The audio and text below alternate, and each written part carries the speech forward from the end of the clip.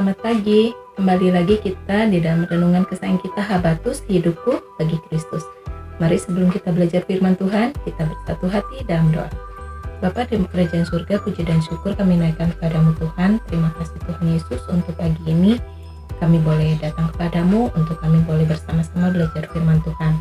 Tuhan yang kuduskan, sucikan hati dan pikiran kami.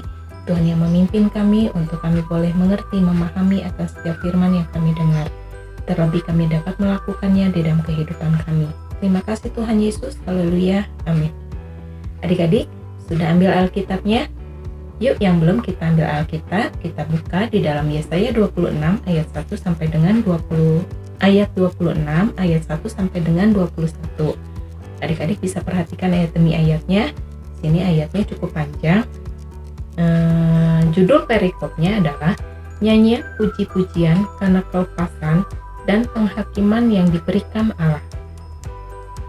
Nah, di dalam Yesaya 26 ayat 1 sampai dengan 21 yang merupakan nyanyian yang merayakan kemenangan.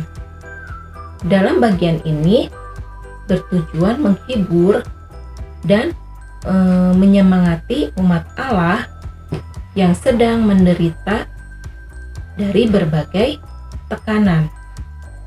Dengan tegas dan jelas, di sini Yesaya mengatakan ia melihat Allah yang adalah sebagai gunung batu yang kekal, penyelamat dan pemberi damai sejahtera bagi manusia yang percaya dengan hati yang teguh dan yang lurus jalannya.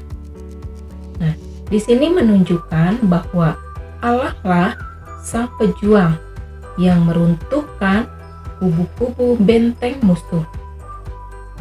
Allah membuka semua ketertutupan menjadi jalan-jalan dan pintu-pintu yang terbuka bagi umatnya. Ketika atau dulu bangsa Israel merupakan bangsa yang bersatu di bawah pemerintahan Tuhan sebagai raja atas mereka. Nah, penyertaan Tuhan senantiasa mereka alami dalam kehidupan mereka sehari-hari. Allah senantiasa mereka alami dalam kehidupannya, yaitu penyertaan Allah atas kehidupan mereka. Nah, mereka pun menikmati akan penyertaan Allah itu dalam perjalanannya di padang gurun.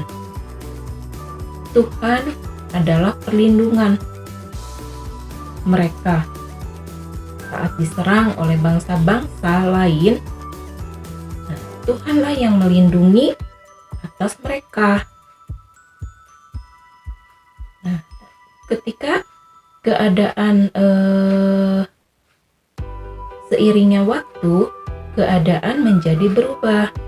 Ketika bangsa Israel memaksa Allah untuk mengangkat raja atas mereka. Nah, itulah awal terjadinya perpecahan.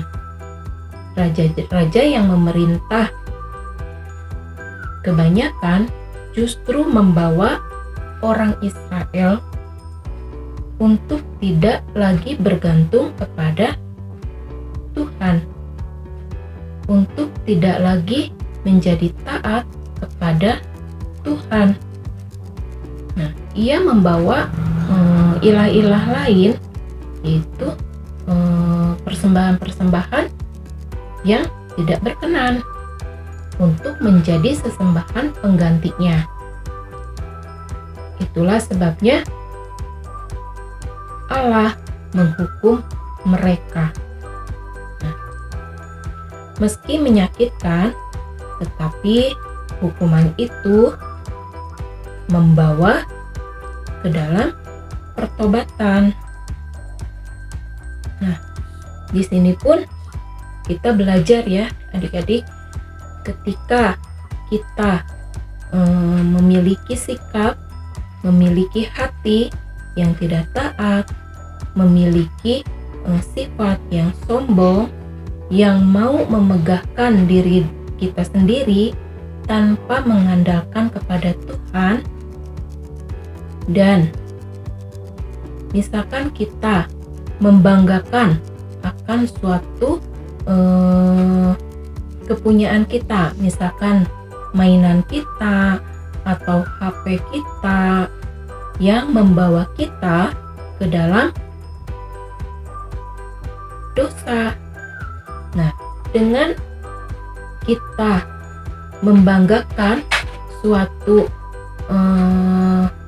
barang yang kita sayangi, maka kita akan terfokus kepada benda tersebut.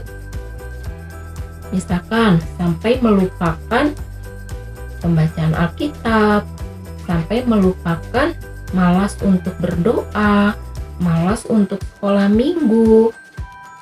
Nah, adik-adik, kita mau ya belajar untuk meninggalkan semua yang tidak berkenan kepada Tuhan.